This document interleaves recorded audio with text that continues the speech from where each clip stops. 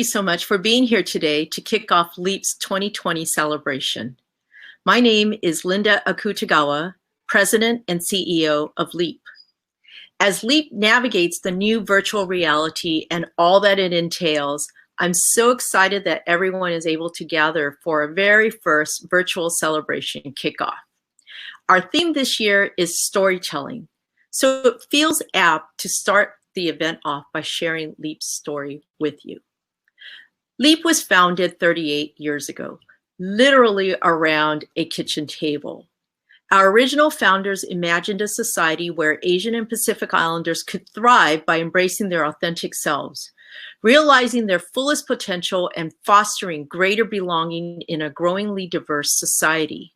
To do this, our communities would need to help build up leaders who could represent and navigate our community's unique cultural diversities.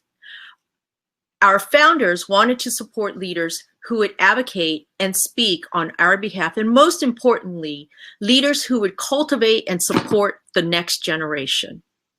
Over time, those kitchen table imaginings expanded and evolved into an intergenerational family of Asian and Pacific Islander leaders that continues to span ideologies, sectors, and locales. I am humbled to be here today representing past and future generations of Asian and Pacific Islander leaders, leaders who endured immense challenges and who continue to break barriers to make our dreams possible. I'm equally ecstatic to be celebrating this year's honorees who have spent the majority of their lives and careers authentically telling their Asian and Pacific Islander stories through their work and their leadership. Their incredible work reflects the centrality of their values and their commitments to community. Their work both inside and outside their offices echoes the value of making space and holding space for our unique and invaluable stories. Before we begin the honoree hot seat, I'd like to take a brief moment here and acknowledge and thank our various partners who support LEAP to help bring our collective dreams to fruition. As we all know, change is not immediate, nor does it occur in a vacuum. Real change requires committed partners and building deep, intentional relationships. We want to take this time to recognize the sponsors who share LEAP's vision of a diverse, inclusive society where Asian and Pacific Islander communities and leaders thrive by being their authentic selves. Thank you to our title sponsor, Target. Thank you to our LEAP annual contributors, AT&T, Capital One, Lowe's, Southwest Airlines, Phillips 66, Toyota, UPS, and USAA. Thank you to our executive sponsor, Asian Pacific Americans in Higher Education. And thank you to our corporate sponsors, the Artani Foundation and Southern California Edison. I want to give additional thanks to the LEAP staff who put in a lot of hard work to shift the LEAP celebration to a virtual event this year. We are fortunate to have had our amazing staff that has pivoted quickly and put together a beautiful event that will span over the next 3 months. Now, let's go ahead and introduce our honorees for this year and learn more about their leadership in the Asian and Pacific Islander communities. Our first honoree spotlight is the Asian American Arts Initiative. They are a multidisciplinary and community-based arts center in Philadelphia, engaged in advancing racial equity and understanding.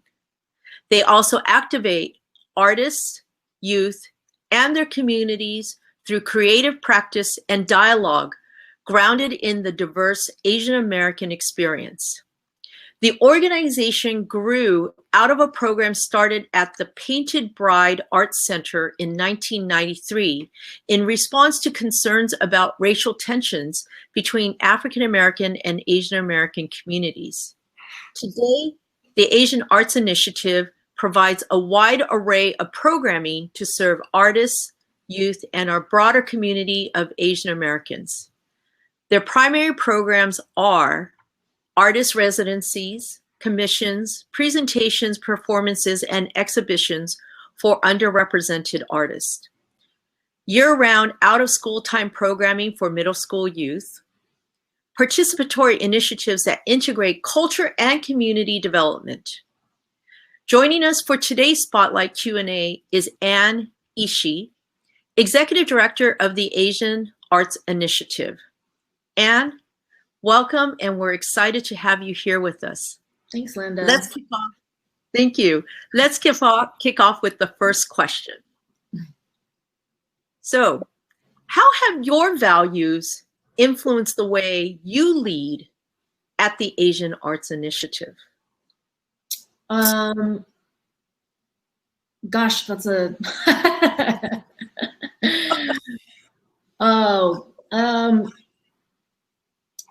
I think I'll start with just what I represent for the Asian Arts Initiative, which is change.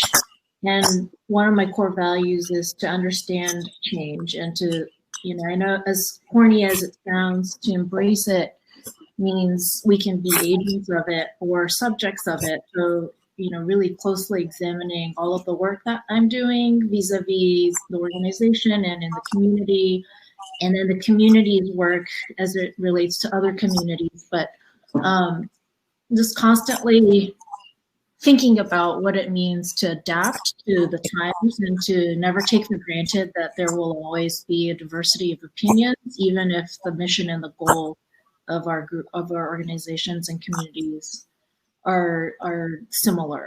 So, like a different approach doesn't mean a different goal, but we can always, I feel that change and sort of thinking around change as the norm is a really important value when you're doing community-based arts leadership.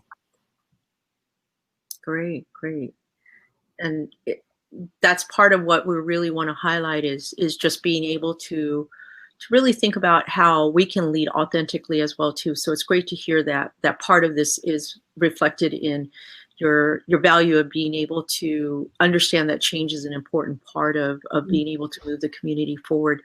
I want to ask you another question, and this is specifically to your place in the Philadelphia community. And can you tell us about how Philadelphia's culture has shaped the Asian American community in Philadelphia? Specifically, do you find anything to be unique about the Asian American community in Philadelphia versus, let's say, other parts of the country? Oh, 100%. For starters, I think no one can beat us in a fight. We're pretty Philadelphia and Asian Americans are pretty scrappy. But also just demographically, this is a strong working class Asian American community. It's not led as much by the motivations of sort of, white collar and upper middle class aspirations. And I think that doesn't also exist and drive a lot of our communities, but we have a really strong working class here. And this is represented in a lot of the sort of labor sectors, and the work that we're doing frequently touches on community values and issues precisely because these are communities where, things like arts and culture are not prioritized in the same way. They're not thought of as natural sort of extensions of the service sector, but that's how we treat it. And I think that's an important distinction when you're talking about a city like Philly, sort of statistically higher unemployment rate generally, even without this economic crisis, and just all around really strong history of labor organizers. And That's actually really interesting to hear what you said about the community there. And in some ways, it's interesting. I was just imagining both the scrappiness that you talked about and also the, just really more of the kind of, I heard working class, blue collar kind of perspective that permeates through the culture and the community as a whole. And kind of touched on it in terms of being an arts organization, but can you elaborate a little bit more about what would you say are some of the greatest strengths and challenges of being an arts organization in a place like Philadelphia that, may not always be seen as aligned with the both the kind of the culture and kind of maybe the ethos of the community there? Sure. I think, to really draw a red circle around arts and culture for a minute, but in epicenters like New York or Los Angeles or even the Bay Area, which are driven by sort of these more, a vision based on prosperity, whereas here it's a vision based on community. And I think that's a really important distinction in how our communities talk about the work, right? So a lot of the conversations happening right now on social media and on the streets and a lot of this, in the current uprising, Philadelphia has been having this conversation for a while now about what does art and culture look like when you denude it from that sort of prosperity model, right? So that's been really, I think that's a really interesting model for a lot of not just cities, but communities and people large to be thinking about. And I guess just our sort of relationship with Asian American creative thought anchors and sort of places where creative economies really flourish. Philadelphia also has this great distinction of being very, very vested in the work, labor, right? So that also applies to the physical time that you spend on your art craft and the time you spent in your education. And we really don't take for granted that this is all time. We really value the time and the effort that people are putting into all of this work. That's actually really interesting, and I like the idea of art being framed and the work of arts organization being framed in a way that's different than, like as you mentioned, in some of the larger cities like New York or San Francisco or even LA, and especially about the value of time. That's a really interesting way to really look at that. Artists are actually spending their labor time, in this case, creating, and that there's a value to that as well too. Mm-hmm.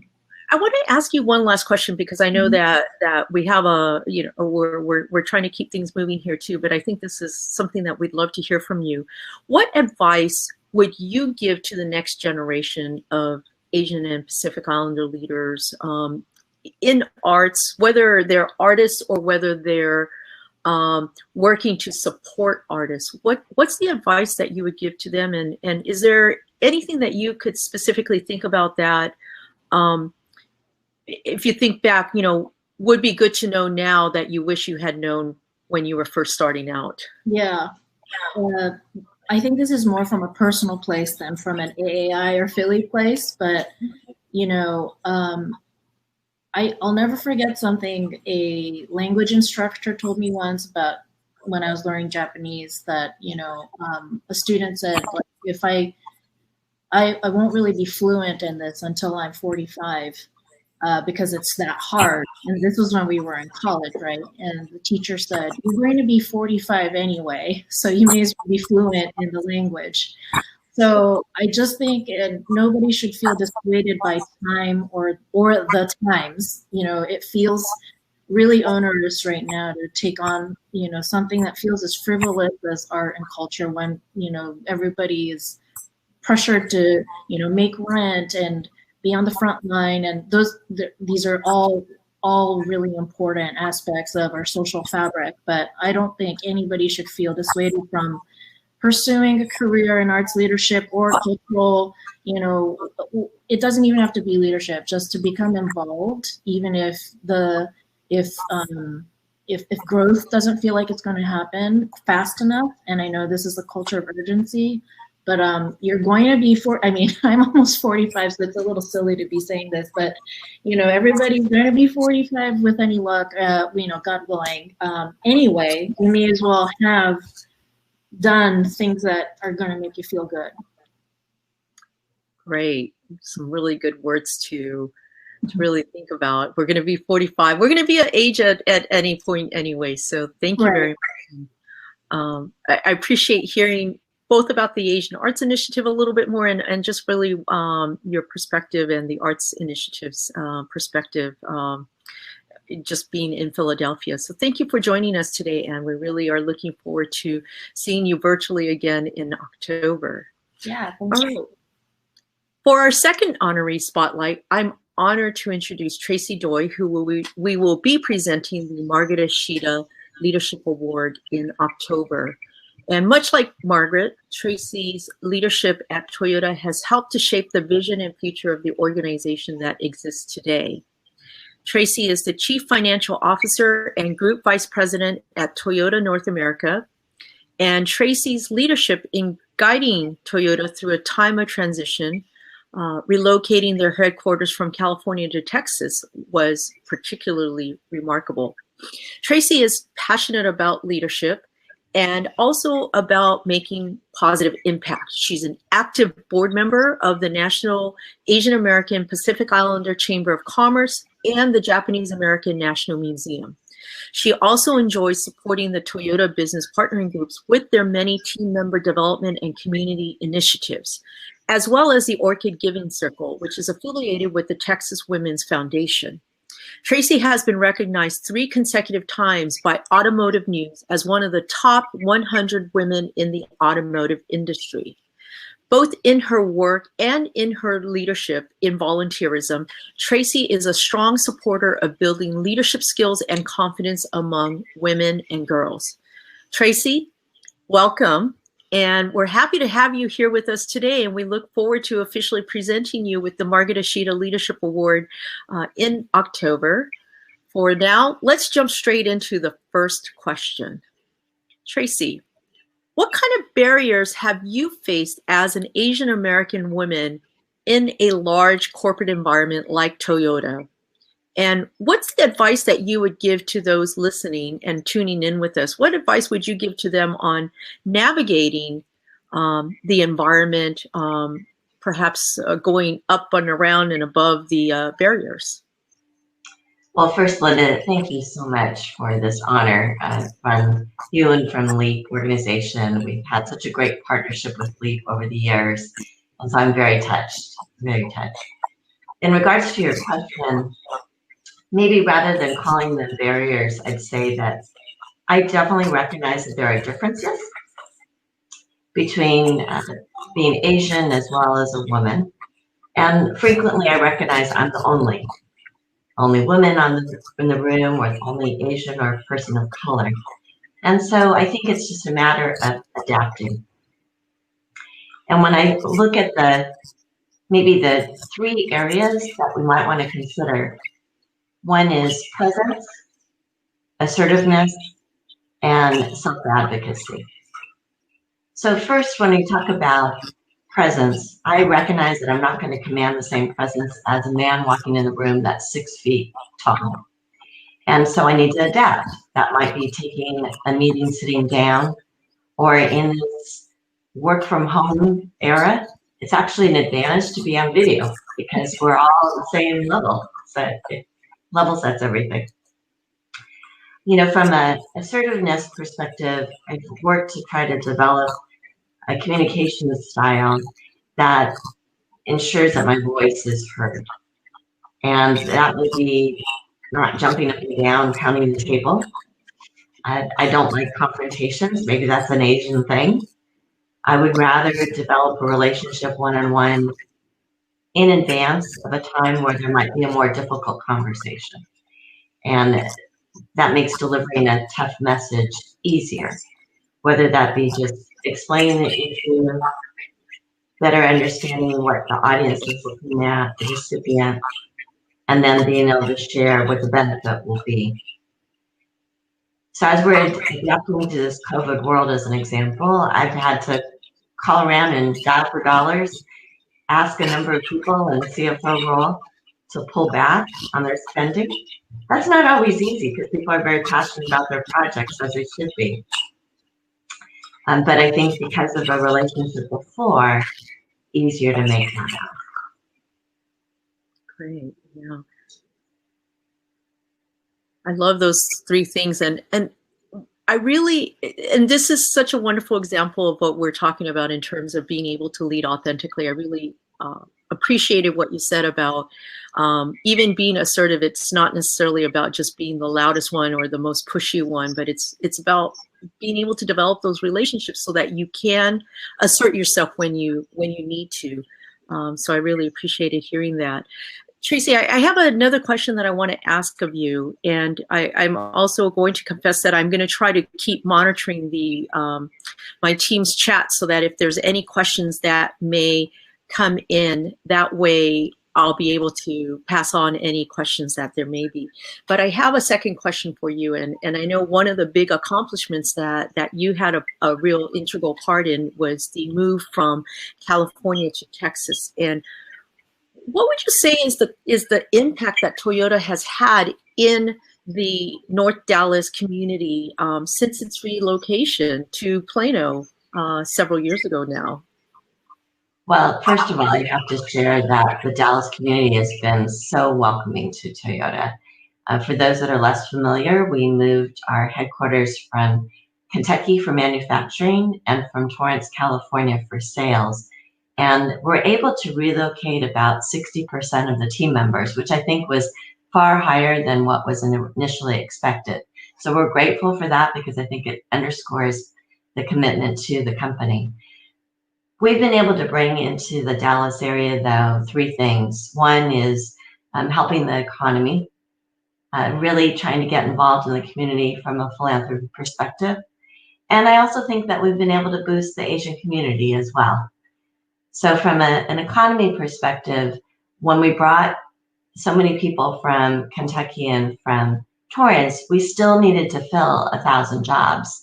So we were able to hire a number of great talent in the area, as well as augment with business partners, and even building our 100 million campus was very much a collaboration with the local area.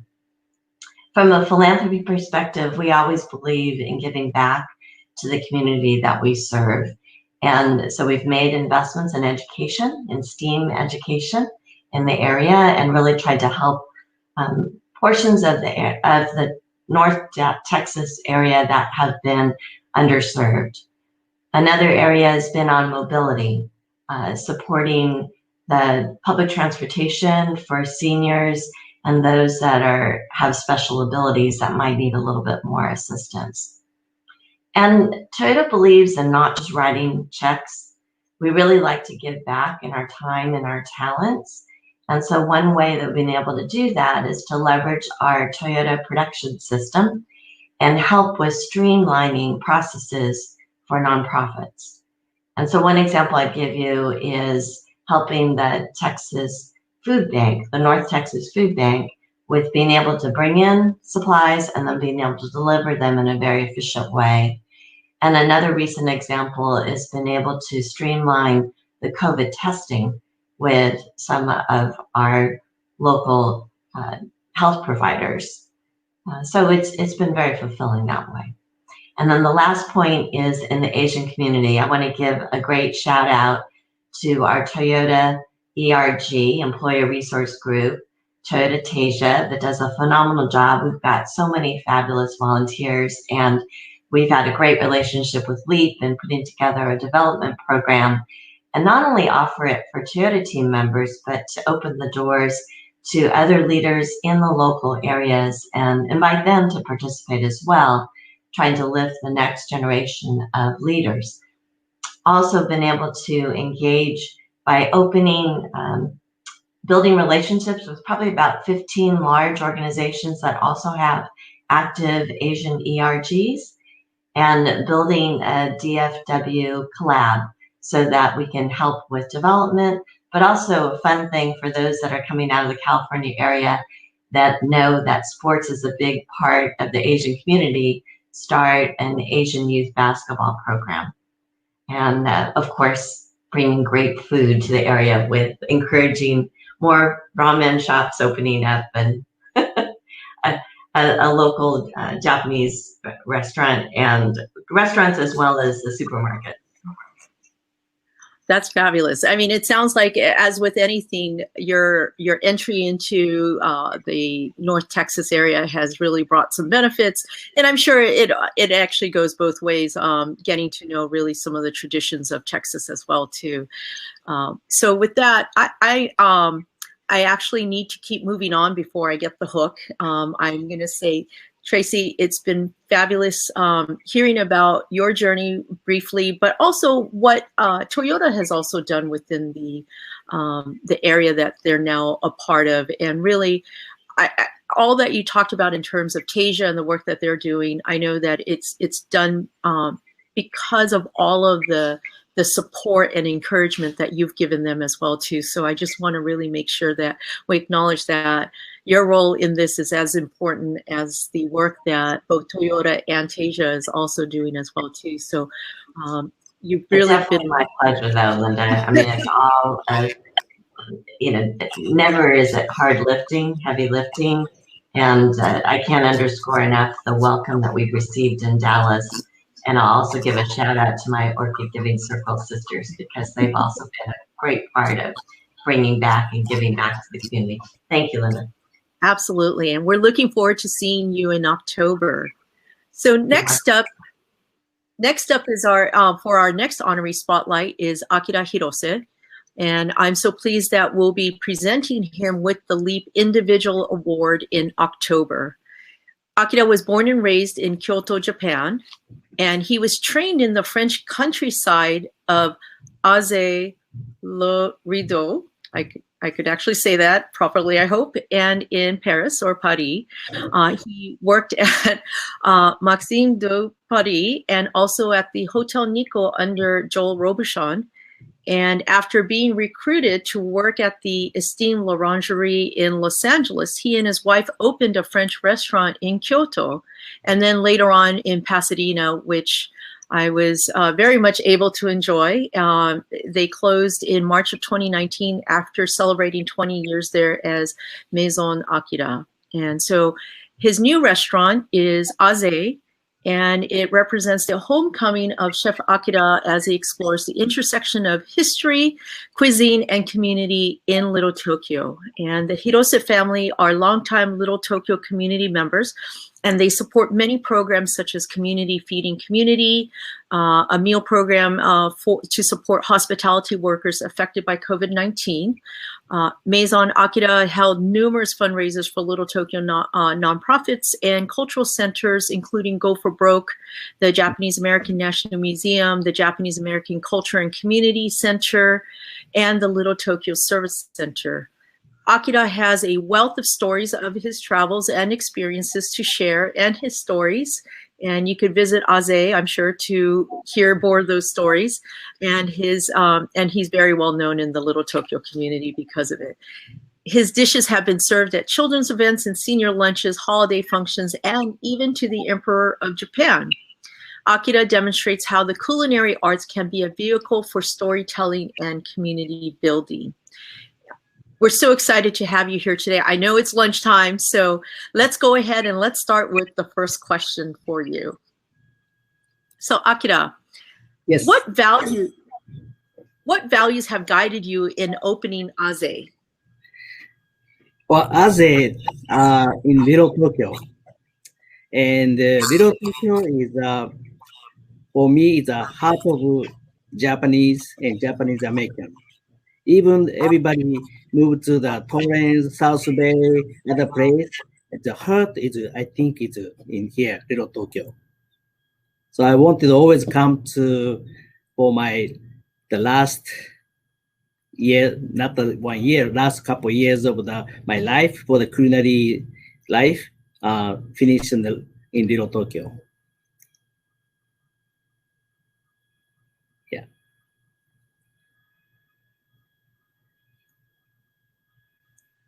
Sorry, I muted myself. I shouldn't have done that. Thank you. And I love hearing that Little Tokyo is the heart of the community, and I so much agree with you. I want to ask you a little bit more culinary related question. And I know that you were trained in French cooking, but you also are trained in Japanese cooking. And Can you share with us, do you believe that French and Japanese cooking are similar?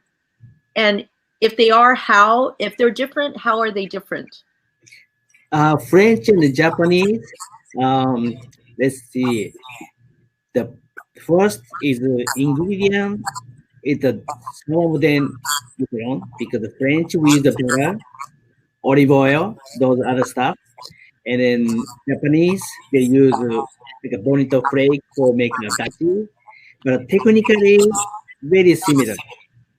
And then each Japanese chef and the French chef I work from a long time, their thinking always to do the meal better than before, which is, for example, I make soup, just vegetable soup, but it's not the perfect. Next day, I can try to make a more better than yesterday. Because always some few percent of the space to increase the better meal. So having those kind of thinking, it's always meal will be consistent. And the Japanese chef and the French chef have those kind of same thinking to make a great food. Great. And it what you're saying tells me that that's where part of the story is as well too, in terms of cooking and being able to continue to build upon what you're doing, not only to make it better, but also to continue to tell a story about the food and about the cuisine as well too, is what I'm hearing. Also, we respect the farmers, fishermen, and the people making the meat because they work so hard. They work with nature, and then the farmers, they the weather, they the winter, any kind of weather, they have to make a produce. So we have to respect all the produce, the fish and the meat, and we have to really take care of those items to finish to make a good food. Then I believe good food make people happy. I think most of us would completely agree with you on that for sure. I'd like to ask you, since you just opened Aze, I'd like to ask you a question from a leadership perspective. How did you choose your team for your restaurant? What do you look for when you look to hire team members for your restaurants? Well, first in the culinary world, people like to eat. People like to cook, and people like people. These people like the people, not just cooking, eating, but working together with other people. And they also love the people and to see the customer face happy.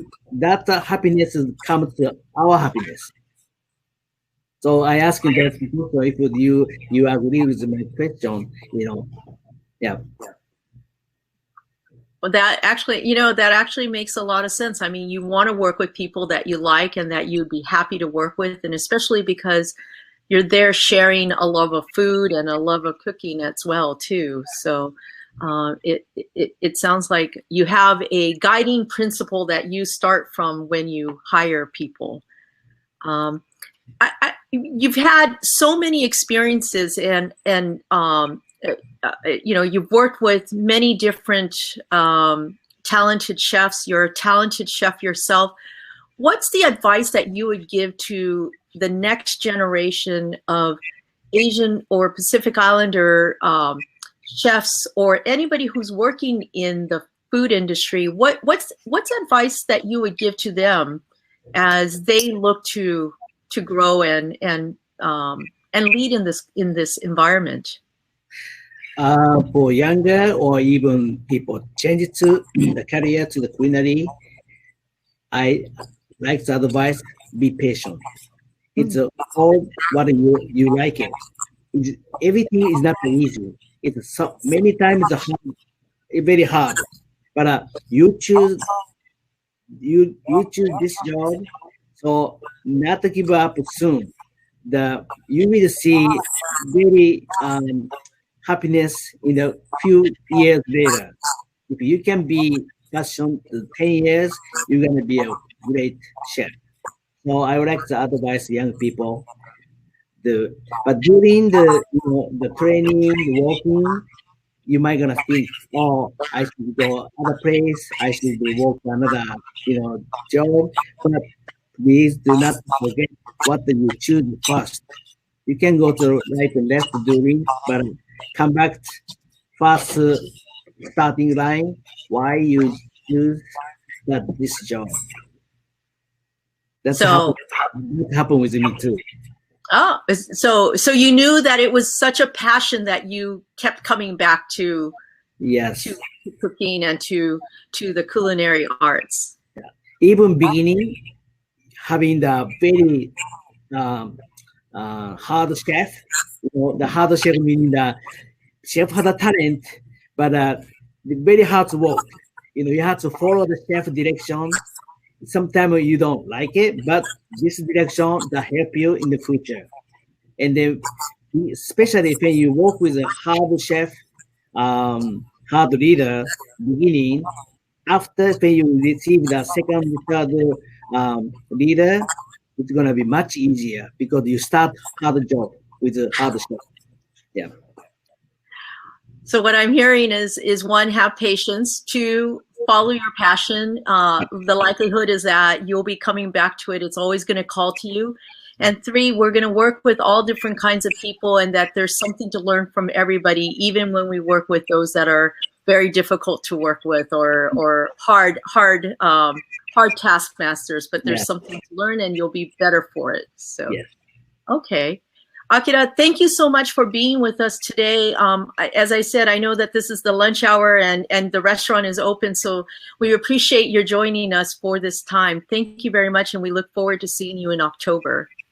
Well, thank you very much for this honor. Thank you. Thank you. Okay.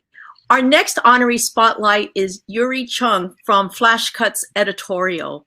Flash Cuts was established in 2006 by Walt Louis, a longtime commercial and trailer editor who wanted to give individualized support and care to his clients. He designed a creative space that would foster community for independent filmmakers in Los Angeles. Alongside organizations like the Center for Asian American Media and Visual Communications, the vision for Flash Cuts was to support filmmakers with resources and physical space to gather and work. Yuri Chung, Flash Cuts' first employee, grew the company to take on documentary projects and now provides a range of services to filmmakers.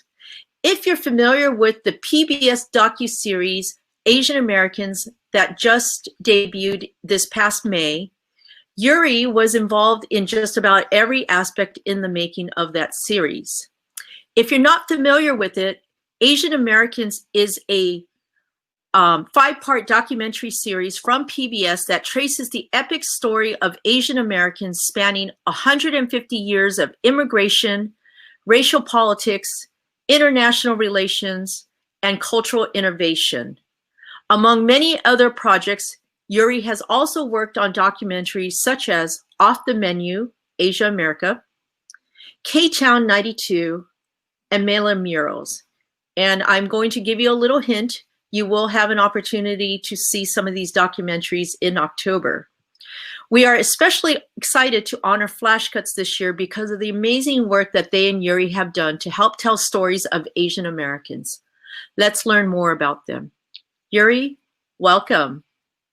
Hi, Linda. Hi there. So my first question to you is, do you think Asian Americans' representation in the film/documentary/media industry is growing, especially when you think about some of the hit movies that we've seen like Crazy Rich Asians? If yes, do you believe the perception of Asian Americans is changing in correlation to its growing presence in the industry? I definitely think we're seeing a rise in representation, particularly in the fiction world, like like Never Have I Ever, or like there's a lot of like series and movies. You can just see the support, not just from the Asian American community, but from outside, and like to show that there's viewership and interest in our stories. But I actually do think that it's not quite obviously where we need to be. And I think we're obviously still struggling with this idea that Asian Americans are Americans. Like you could see in the wake of the Chinese flu and, you know, this kind of language that people still see Asian Americans as foreigners, and it's very cyclical. Like this is something we talk about in our documentary series, is that, you know, when there is a perceived threat, you can, and when white Americans feel like their status is threatened in some ways, you can kind of see like a backlash against immigration in Asian Americans. So like you'll see violence against Asian Americans happening in the last couple of months. So it's kind of a weird place to be in all honesty, because I think in probably higher socioeconomic status areas and people who have more visibility, they are having their voice and representation happening in film media, but then at the same time, you can kind of see in everyday life, there are people who are suffering and being, you know, I don't want to just say victims, but yeah, there are things happening in the Asian American community and have always actually happened to us, and that hasn't changed tremendously. So it is definitely like kind of an odd period of time. Great. Yeah, we're definitely in very many ways we're interesting times, but you know, the stories that I think Flash Cuts is able to tell are important in being able to, I think, ensure that they're just not only one set of stories, but that we have multiple sets of stories being told about us. I have another question for you, just in terms of Flash Cuts, and I know that they've been involved in so many different kinds of projects. How have the projects changed over the course of its existence from when you first started to where we are today? Sure. I think the biggest change was with this PBS series, which was 5 hours. That I don't think is something that would have happened back in 2006 when we started. We've always tried to balance the client project base with, you know, kind of more commercial or corporate types of projects that frankly have larger budgets and things, and then also like using that as giving us the ability to have the resources to invest in more independent community filmmakers. So I think we've always kind of had our foot in both sides of things, but definitely this CBS series is sort of the biggest that we've done, and I don't know that it could have happened 5 years ago, right? But we're always, I think it's one of our core values is to invest in the community. Like Walt Louie, who's founder, has been on the board of visual communications in Little Tokyo for many, many years. And he also served on the board of NASA, which is CAMP, Center for Asian American Studies, when it was NASA. So I just feel that part of what we do, and even if we're not working directly on projects or stories, we're always wanting to invest and help those filmmakers get documentary or resources, or, you know, anything that they have in our capacity. But Great, thank you. And it's good to hear. It's good to hear what's happening with you.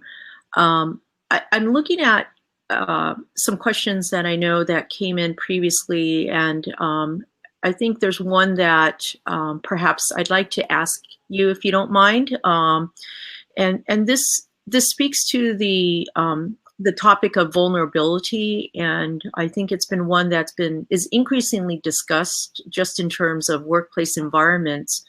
But I'd be interested to know, can you speak to I would say your relationship, the filmmakers' relationships to vulnerability in the work that they do, and are you seeing, because of the pandemic and all that's happening around us, where we're now having to work virtually, do you see that shifting, or it's changed the way work is being done and how people are showing up, even in film? Yeah, I definitely do. I mean, I think we primarily, so we do have like a physical building, office space, Atwater Village here in LA, and there's always that collaboration, right? That people are used to working remotely in some ways. Like sometimes you'll have an editor in New York dealing with the director in LA or vice versa. And so people have that sort of basic sense that you can't do the remote work that's built into the industry. But I think what shifted is that now that you're forced to do it, I think people are presented with like technical challenges, like just even having the bandwidth and things that are fast enough to actually string the video in a way that's effective and not just, staring at like a lagging screen. But I think with documentary, what's been very hard is not being able to do the filming. So like a lot of these projects are very intimate, and you have, a filmmaker who's gained the trust of their subject, and you've now lost this ability to actually physically be present with that person. And so I think that people are trying to deal with those changes, trying to teach somebody how to film themselves on their phone and, send the footage back to the folks. But we, because we're on the receiving end of a lot of the footage, we're seeing just like not a ton of filming happening just generally. And that's, I don't know if you can all hear me. I can hear you. Of course, it's during the time that we'll be doing this. I can hear you, Linda. Can you not hear me?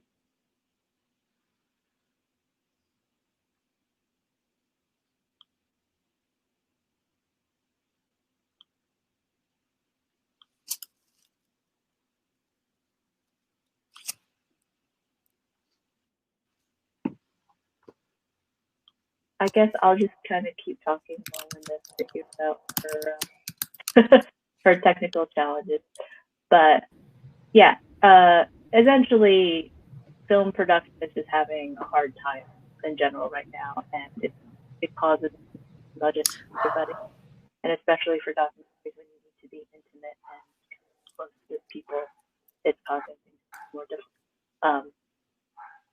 But hi, Yuri. So hi. I'm having problems hearing you, Hey, but Yuri, I thank do have you. one more Sorry, we're question having that some has come in technical through the chat. So if you can hear me, I'm just going to ask it, and then in the meantime, I'll try to get my sound up and that we going. have in transitioning So to the question that came in is, how have the challenges in film and media experienced by Asian Americans evolved in the face of increased Asian representation? Americanness and all that you've done with the different films that you're a part of and documentaries? So what advice would you give to the next generation of API leaders in the film or documentary and media industry? What advice do you think would have benefited you as you moved through your career? Sure. So I think it's hard because I didn't actually want to be a filmmaker when I came to LA. So I try to think backwards is actually really hard, and that question comes up a lot. I think you just have to find the stories that you're very interested in, because it's not going to be easy to sell the story, even to an audience, necessarily to funders, necessarily to distributors, all of that stuff. So it's like, it just has to be something that you feel pretty strongly about and are willing to sort of make those sacrifices for. If you want to do something that's just like, I want to be a TV writer, I think that there is definitely more people of color trying to go into those spaces. So there are networks and groups, like I'm part of the ADOC, and also part of a group called Brown Girls Doc Mafia. So like, there are definitely people with resources who can offer jobs and opportunities like that, and I think that if that's something that you really want to pursue in terms of a career, it helps to be in those spaces because those are sort of gone through it and hopefully are in a place in their career where they can kind of offer support and job opportunities. So, and there are people who don't believe in not paid internships, and like understand that you need to be financially supported in terms of trying to pursue these creative steps as well. So, I certainly believe in those support networks. Thank you, Yuri. Linda, are you good?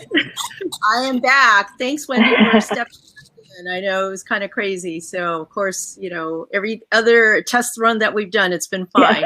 Yeah.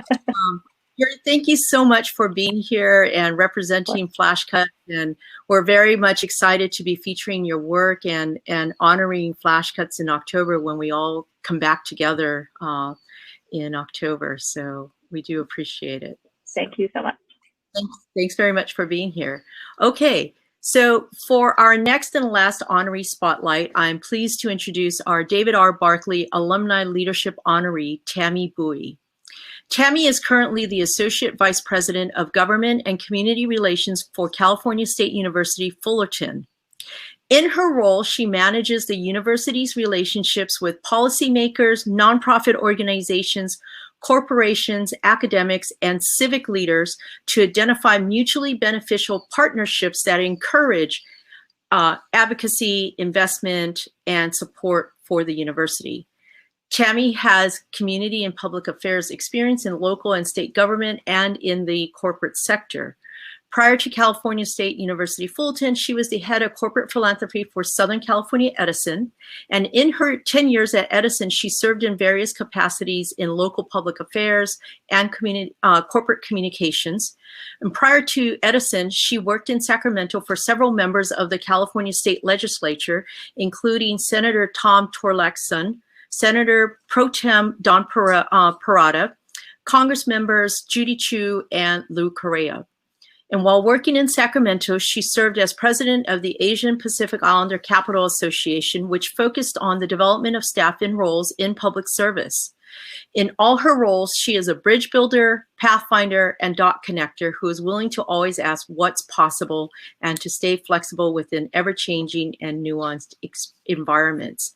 And so with that, Tammy, I have some questions that I want to be able to ask you to be able to then do some bridge building, pathfinding, and dot connecting. And so with that, my first question to you is how has your experience in corporate and public engagement shaped your approach to your current role at Cal State Fullerton? Hi, Linda. Well, before I answer it, one thing you left off of the bio, very important, I was a LEAP intern at one time. So many moons ago, that is super important to remember where you come from. And so I was an intern. So to answer your question, Linda, I was just, the way I would start with that is to say that, every part of your life, I really feel, Linda, prepares you to be exactly where you're supposed to be. And so I don't care if it was corporate sector or now being in public sector. I mean, I really started first in the public sector, then went to private corporate sector. Then I'm now back in the public sector at the university. And I would just say, there are a lot of similarities and there are a lot of things that are similar when I was at Edison to where I'm at now at the university. Both are very large, slow moving kind of entities, right, that take a long time for change to happen. Both also have an incredible footprint and I would say responsibility and role in the community. And so with that, I would say, whether it's public or private, Linda, I really have found that it's important to remember that change is incremental. And so you have to keep at it. We heard earlier about how, you have to be willing to not give up and just to keep moving, right? And so I really feel like things may not happen overnight, but one of the things I've learned is while you're here and whatever it is that you're doing, you have to plant that seed and you have to nurture it and watch it grow and be willing to put in the time. And I really think that's the difference between just being somewhere and doing your job versus being somewhere and really making a difference. The other thing I would say, Linda, is, wherever we are and whatever sector we may be in, I feel strongly that if you're at the table, you better be at the table and you show up, literally. So that means, you don't sit on one of the side chairs or stand in the back. If you've been asked to be there, be there. You have a role to play. And I really think that you may not have to be the loudest. You do it in whatever is the right, whatever feels right for you. But I think you owe it to your community, and you owe it to yourself, most importantly, to really show up. And that's actually a really great segue. I'm gonna ask this question that I've asked some of the other honorees. And what's your advice to the next generation of leaders that are going to be coming into both, whether it's the higher education sector or in the public sector, in government relations? What's advice besides what you just said, which is just fantastic? If you're going to show up, I mean, don't just be there in just kind of like your presence, but participate. What would you say to this next generation, and even people who might be looking to do career changes, because we're certainly going through a lot of change, and so there may be career changers as well too? So first, Linda, I would say I think we're all still learning, right? So I don't know if this is as much advice as it is things that I feel like I've learned throughout my career. So the first I would say is to embrace all the parts of you. And I say that because as I'm speaking, I have a son who's throwing things down the stairs, and which means you really just have to know who you are and embrace all parts of it, and really lean into it. But I also would say to know your why. Whether it's in government relations or a nonprofit, the best advocates or government relations professionals are the ones who can tell the best stories. Basically what you're trying to do is you're going to make a case for whatever it is that you are trying to advance, right? And so if you don't believe in it yourself, then why on earth would somebody else believe in that? And so I really feel like no matter what the change might be, if you have that compass and you know what your why is, then you will be able to navigate that no matter what. I would say, related to that, we believe in people who believe in themselves, right? So it's kind of related again. It's like, if you don't believe in what you say, why should others believe in you? And so if you speak with passion and with conviction, then you'll just be more convincing. And so that comes with kind of that self-awareness and knowing yourself. So I think those are particularly important for government relations, kind of that kind of work. But I would say in general, the other things would be having mentors and champions. Those things matter, particularly in the corporate sector. That means you need to be willing to ask for help. But I would also say be very specific about what it is that you're looking for. And when you ask for help, then be willing to then know that when you're in the position to help others, then you better be able to turn back around and do what it was that person gave you or those people gave you. Because I really am standing on the shoulders of others who believed in me and believed that I could do things before I saw it in myself, right? So I really feel strongly that if you can be in a position to help others, you really ought to. And I think we lost Linda, but I'll keep going. The other thing I would say is don't just be good at what you are currently doing. Be really great at it. I think it's fantastic to have goals and hi Wendy, to have goals and set sights for where you want to be. But I would just say don't lose sight of just being really, really great at what you do. And I think that when you do that, doors do open up for you, and or you then can create new opportunities for yourself. And then the other thing I would say is pay attention to the informal as much as you pay attention to the formal processes and structures that are in place. I think sometimes politics gets an ugly rap, but I think politics simply is a matter of dynamics of any workplace, anywhere you are, or political system. It has to do with power. And so I share that to say, that sometimes it's not just about putting your head down and doing the work that is required of you. It's volunteering, it's being visible, and it's engaging in ways that aren't asked of you, but letting others know that you can be relied upon, and that you can contribute value. And I think when you do those things, then I just think they're just, you open yourself up to a whole variety of things that you may not have even dreamed up for yourself. So I hope that answers it. I don't know, Wendy, if I look to you now for the next question. Yes, I am always here for support. So thank you for that advice. I think just hearing you speak is really inspiring. Another question we have is, what initiatives or programs are you currently most excited about? I'm not sure if you already answered this previously. I did not. Okay. So I think I have two that are in the workplace, and then I'll say the last one. So the first one I would say is, as the head of government community relations at a university, I feel like this is a phenomenal point in time with an election coming up to really empower our students, but also our faculty and our staff. We have 40,000 students at Cal State Fullerton. And I think we take very seriously the role that we play in our community. And so that means, how do we register voters? How do we educate voters? It doesn't matter which way you vote. It matters that you participate and that you know that you can. And so toward that end, one of the things I'm super proud of is I helped, in partnership with others on campus, put together a cross-functional work group. So basically, it's a cross-campus civic engagement work group where we're talking to folks in student affairs or parking and facilities and academic affairs. We're doing that because we're saying this is not just a responsibility of government community relations as a single entity.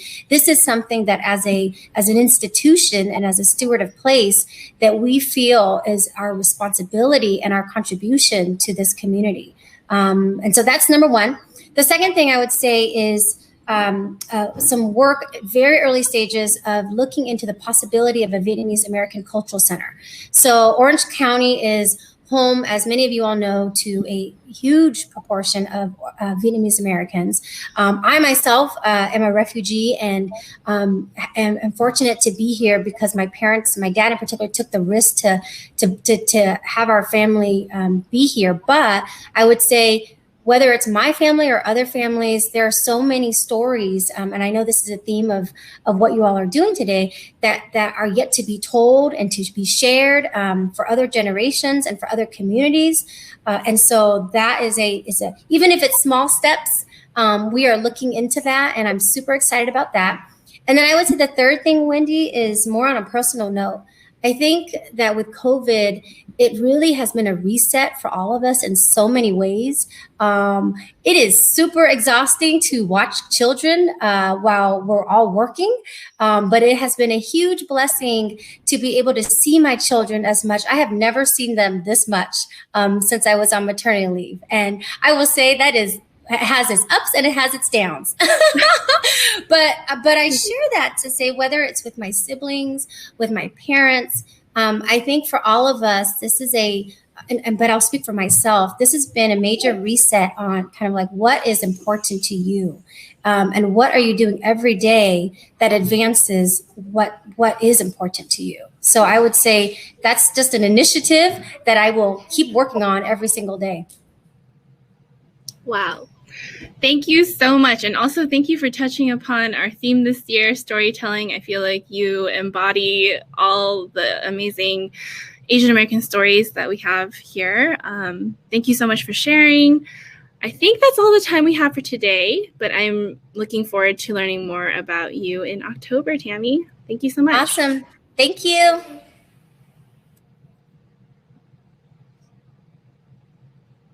Okay. So, wow, what an amazing collection of stories. I'm so grateful to all the honorees for sharing about their stories and their values as they have navigated their journeys. Thank you all for making time to be here today, and I am looking forward to celebrating with you all in October. with beautiful API documentaries from flash cuts, art workshops, facilitated conversations. It is really, really exciting. So we're going to go ahead and transition to the next part of our kickoff today. We're going to, for the next about 20 minutes, Dr. Yon Na will present about the LEAP Asian American Executive Leadership Report findings. So Dr. Na is an adjunct professor at Alliant University, the founder of Radiance Headquarters, HQ, and her research focuses on Asian women in leadership. I think that Linda would say that it's been a pleasure to work with Dr. Na. I've heard a lot of really amazing things. And I am so excited that Dr. Na is here today to share about the LEAP Asian American Executive Leadership Report. Thank you. Great. Thank you. Can you hear me okay? There's a little bit of feedback, so maybe you just talk a little bit louder. Okay, I'll speak a little bit louder. Does that help?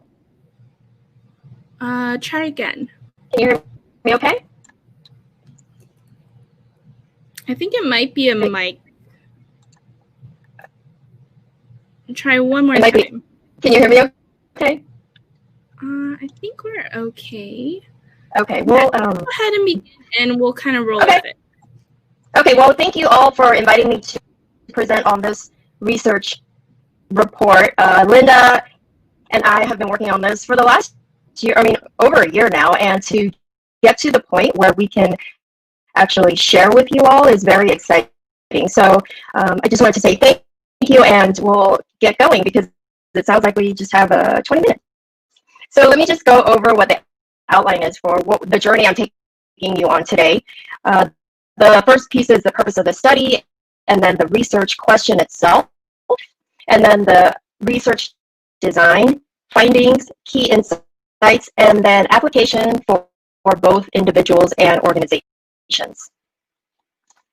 Okay, so you might be wondering why I researched this topic in the first place, right? So why should we study Asian American executives, Asian American leaders in the workplace? Well, there are a number of reasons, and you might not be surprised to see some of the numbers here that are shown in terms of leadership representation for Asian Americans and people of Asian heritage.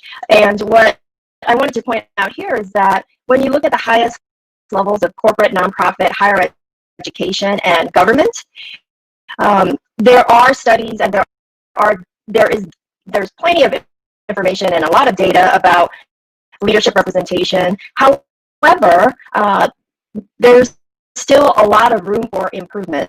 So when Linda and I began speaking about how we might approach this topic, rather than focusing on the lack of representation, what we wanted to focus on was how have other, so for example, the 3.7% who have been able to achieve success in Fortune 500 companies, who are the 3.57 and what did they do? What characteristics did they embody in order to achieve these highly coveted roles? So that's how we approach the topic. And on the next slide, what you'll see is the purpose of the study.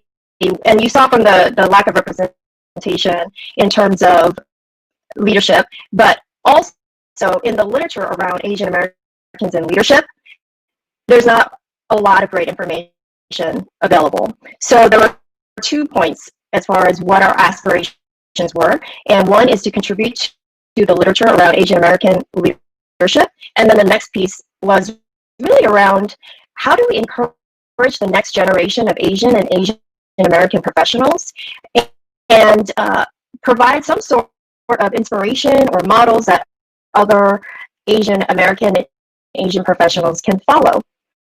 So 2 really distinctive purposes, and I'm really excited to share with you the results shortly. Okay. So on the next slide, the research question was really around what are the characteristics of successful Asian American leaders across multiple sectors in the U.S. So this was not about seeking out barriers. This was not about the challenges that one might experience in their journey into leadership. It was really around as I mentioned before, how have successful Asian American leaders achieved success? So instead of using a quantitative study, and no offense to quantitative researchers who might be listening, but instead of pursuing a quantitative study, we pursued a qualitative research study, because the goal of qualitative research is to dig deep into lived experiences of the participants. So instead of looking broad, we were looking to dig into the deeper levels in terms of information and data and insights that we could uncover. Yeah, no, I'm sorry. Would you actually mind speaking without the ear pods? Oh, yeah. Sure. Let me disconnect it. Okay, you want to try again? Oh, can't hear you now. I think that you might just have to change the mic settings. But thank you, everyone, for being patient. We'll get this rolling again. Also, really appreciate all of the qualitative study that you're doing, Yon.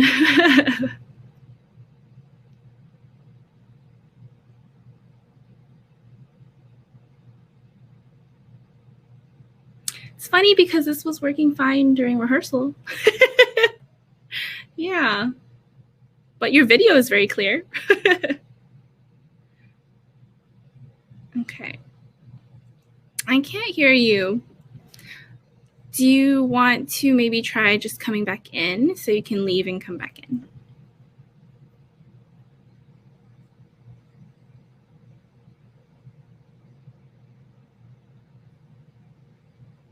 Okay. Okay, I'm back. Woo, perfect. So wow, that works. Okay, Okay, now so we can really focus on this awesome. I hope Yay. everyone heard everything leading up to it, or at least was able to read my lips, maybe.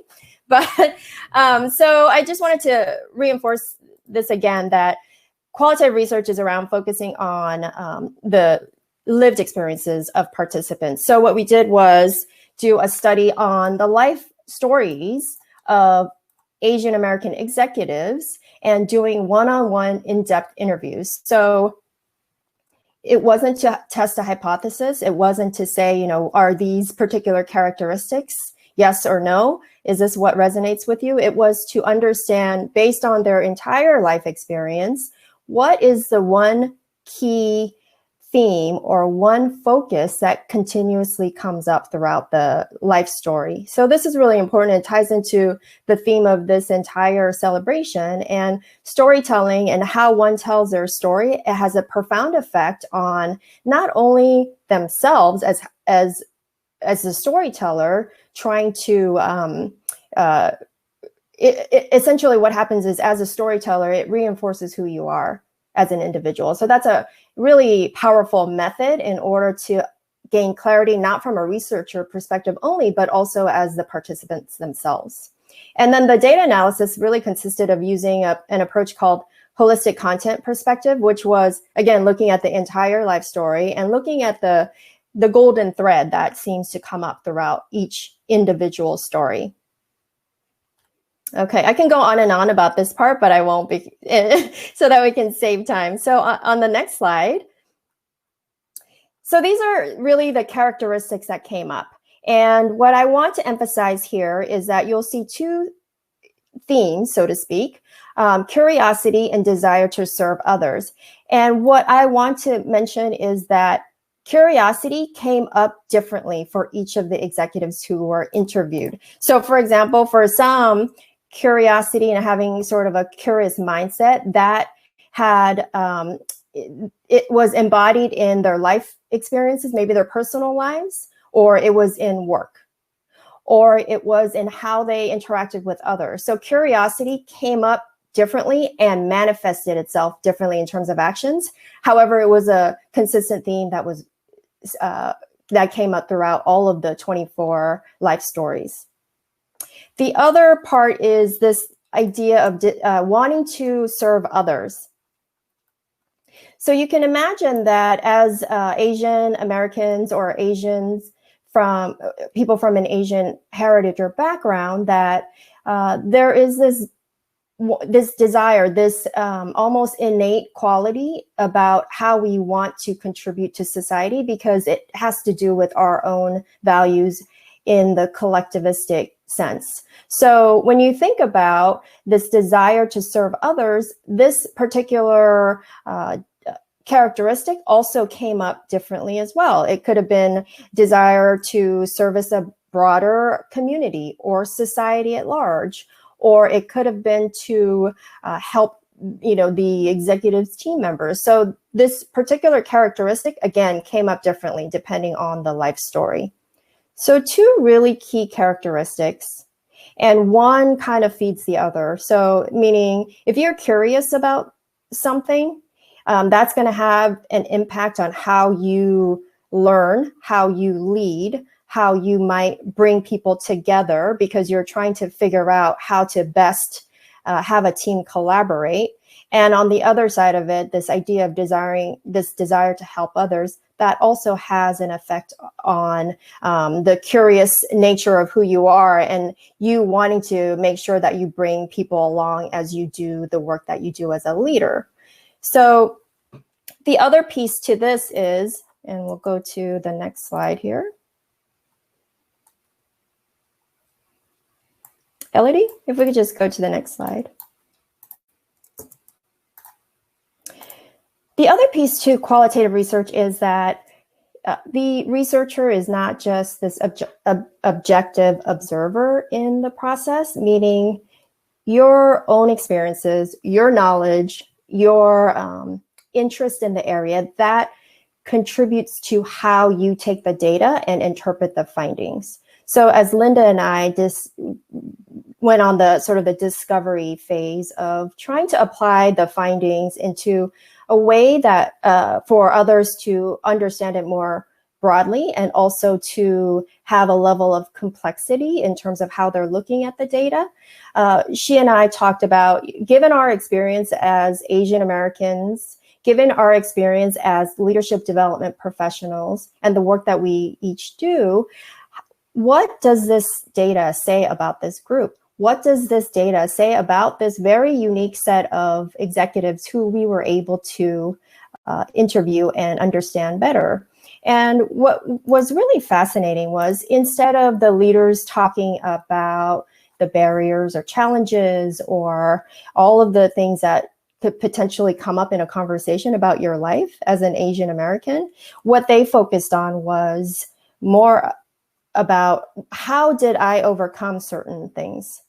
How did I solve a particular business problem or a personal problem? Or how did I adapt into the environment? So their stories were very profound in that there was a positive tone to the overarching to all of the stories.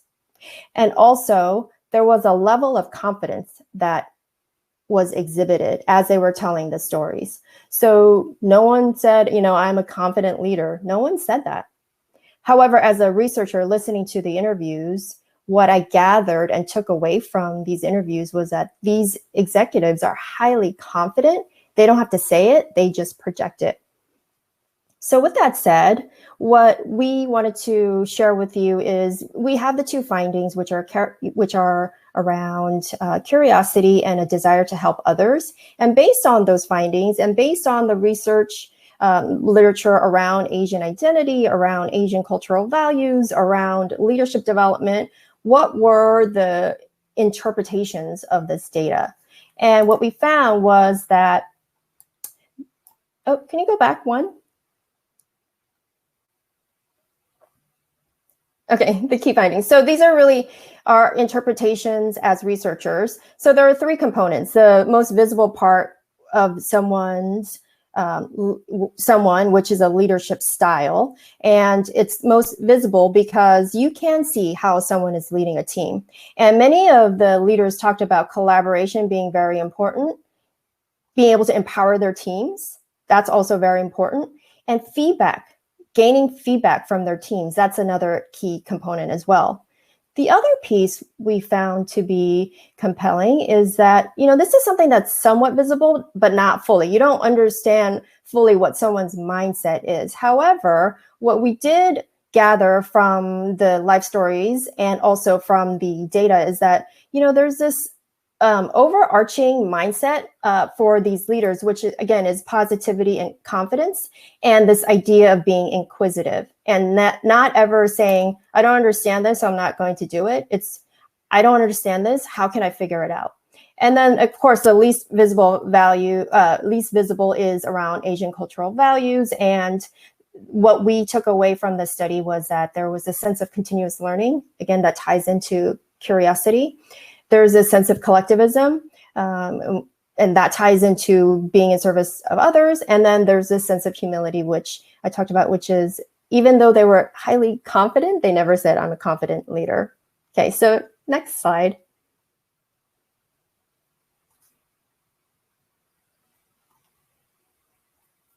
Okay, so there are two lessons from leaders. One set of lessons for individuals and then another set for organizations.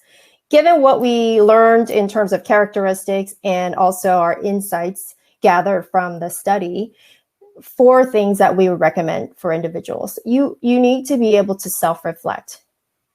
You need to be able to ask for feedback, even though that might be really difficult. I think for Asian Americans, Asian Pacific Americans, we grew up in a culture where it might be a little bit scary to get feedback because, for me anyway, as a Korean American born in Korea, my mom is very critical of everything, but she does it out of a place of love. So asking for feedback, I automatically associate feedback with criticism, but taking that aside, knowing that feedback from others can actually help you to develop. And all of the leaders talked about seeking out feedback and knowing to a certain extent where they stand as far as how their team views them. That's really important. So ask for feedback early on in your career. And then be diligent about making those changes because yes, you can take feedback in, but you need to be able to do something with it. And many of the leaders really talked about observing others, looking at the behaviors of successful leaders as well as those who were not successful in their roles, and taking those observations and being able to apply that to your career is very important. And then pushing beyond boundaries, developing new perspectives and skills in life and work. So many of the leaders talked about taking on a job that was halfway across the country or in another part of the world because they wanted to push beyond their kind of the preconceived boundaries that they could easily set for themselves, but they don't.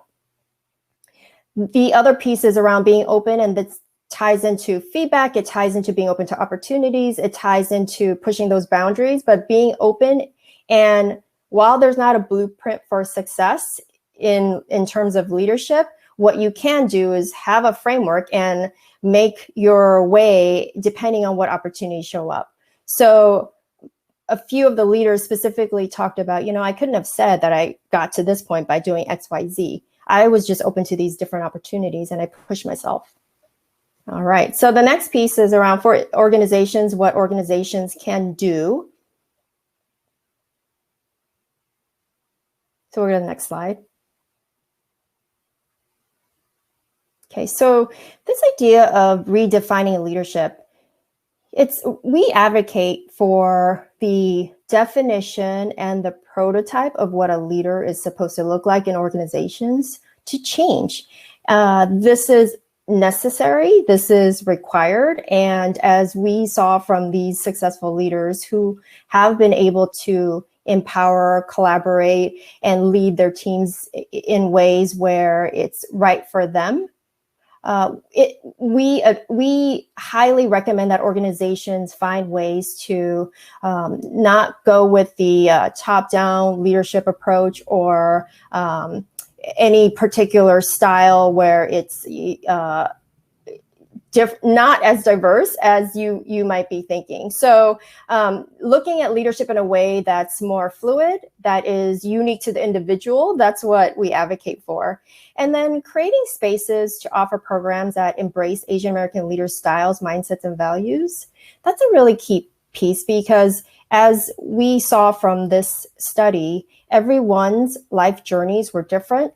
Every person's path toward leadership and career and how they thought about career was different. So providing a way for Asian Americans and Asian Pacific Islanders to find ways to achieve whatever that next phase is, whether it's in the organization or not.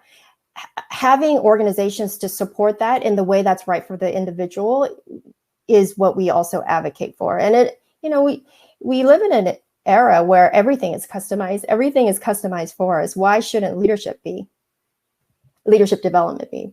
So the other piece is reaching out to include Asian Americans' diverse perspectives when navigating through times of changes and uncertainty. When we started this project a year ago, we didn't think that there would be a pandemic, this movement around Black Lives Mattering that would take center stage again. We couldn't have predicted any of this. So in times of uncertainty and massive change, tapping into diverse perspectives and not going with the status quo is what we advocate for as well. Asian Americans are, as we saw in this study, the Asian American leaders that we interviewed, they were able to adapt and flex and navigate through their career and life journeys and be able to still come out on the other end as successes and be in a position where they are able to help others as well. So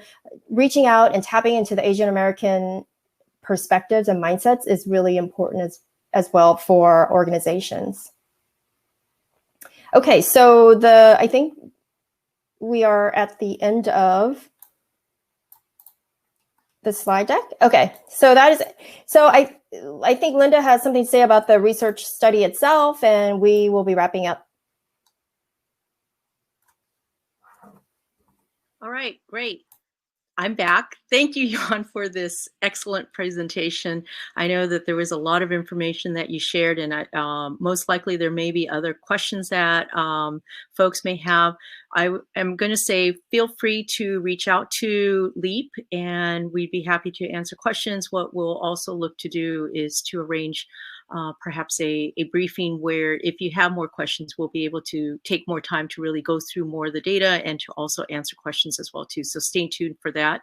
I do want to also mention that you'll see on the screen is a bit.ly link, which will take you to the LEAP website, in which you'll be able to see more details from the report. You'll also be able to download a full copy of the report, as well as executive summaries of each of the 3 key areas, which is the characteristics from the research findings, the key insights, and then our lessons from the leaders.